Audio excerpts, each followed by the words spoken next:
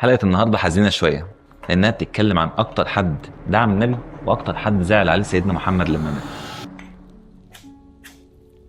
يوم 3 رمضان سنة 11 من البعثة توفيت السيدة خديجة رضي الله عنها، الست اللي ما كانتش بس زوجة للنبي، دي كانت أمانه وسنده وأول حد آمن بيه.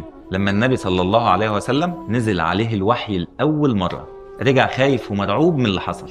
أول حد طمنه كان السيدة خديجة، قالت له كلمات بسيطة لكنها غيرت كل حاجة. قالت له ان ربنا عمره ما هيضيعه لانه بيقف جنب الناس وبيساعد المحتاج. السيدة خديجة ما دعمتش النبي بالكلام وبس، دعمت الدعوة بمالها وقتها وبقلبها، ووقفت جنبه في اصعب الفترات لما الناس كانت بتكذبه وبتحاربه.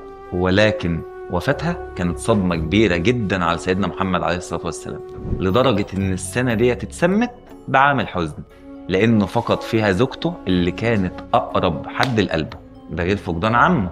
قصة السيدة خديجة بتفكرنا ان دايما البطولة مش في الحروب والانتصارات، ممكن الانجاز يكون انك عرفت تختار حد انه يبقى سندك فعلا ويؤمن بيك، ولو ما عرفتش تلاقيه خليك انت الداعم لنفسك.